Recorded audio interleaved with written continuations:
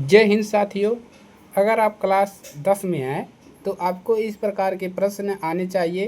Paper में इसी प्रकार के प्रश्न बनते हैं, 1 नंबर वाले प्रश्न बनते हैं। तो चैप्टर नंबर पहले से ये प्रश्न है, तो इस प्रकार के प्रश्न आपको ज़रूर हल करना आना चाहिए। तो दो संख्या दिया है ए और बी, यहाँ पर अंकों के जगह पर ए बी कर दिया है, ठीक है, आपको भरमाने के लिए। ए और बी का, इन दोनों संख्या का एचसीएफ दिया है 5 और इन्हीं ए बी का एलसीएम दिया है 200। ए और बी का एलसीएम 5 दिया है और ए और बी का एलसीएम 20 और यहाँ पर 200 और एचसीएफ 5 दिया है, ठीक है। और कह रहा है कि ए और बी का गुणनफल है, यानी ये जो है बी का गुणनफल है, ठीक है, गुणनखंड नहीं है, गुणनफल है, ठीक है। तो आपको करना क्या है, यहाँ पे नहीं समझ में आ रहा है तो यहाँ पर ए और बी का गुणनफल निकालना है, ठीक है। तो कैसे निकलेगा चलिए बताते हैं आपको। तो आपको इसमें एक फार्मूला याद कर लेना है, जो कि यह फेमस फार्मूला है और इस पर हर साल एक क्वेश्चन आपको देखने को मिलेगा, हर सभी पेपर में, ठीक है, सभी सेटों में। तो फार्मूला क्या होता है, दो संख्याओं का अंतर, क्या लिखोगे, दो संख्याओं का गुणनफल, दो संख्याओं का गुणनफल,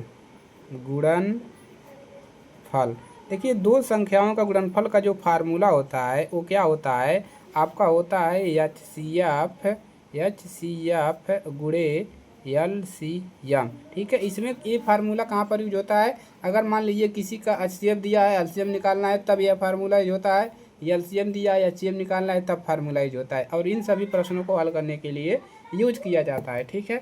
अब क्या है, देखिए दो संख्याओं का गुणनफल, अब हमको देखना है प्रश्न में कि दो संख्या कौन कौन है, पहली संख्या ए है, दूसरी संख्या बी है, तो दोनों का गुणनफल यानी कि ए गुणे बी, दोनों का गुणनफल, ठीक है। उसके बाद इन्हीं दो संख्याओं का एचसीएफ यहाँ पर कितना कह रहा है, 5 है, यानी कि इन्हीं दो संख्या का जो एचसीएफ दिया है वो दिया है 5 दिया है, ठीक है। उसके बाद इन्हीं दो संख्या का जो एलसीएम दिया है वो दिया है कितना, एलसीएम 200 दिया है, तो गुणा क्या कर देंगे 200, ठीक है। उसके बाद क्या करेंगे, यहाँ पर आंसर कितना मिल जाएगा, ए गुणे बी, हमको निकालना क्या है, हमको यही निकालना है, ए और बी का गुणनफल है, ए और बी का गुणनफल कितना है, तो यहाँ पर हम बता देंगे ए और बी का गुणनफल।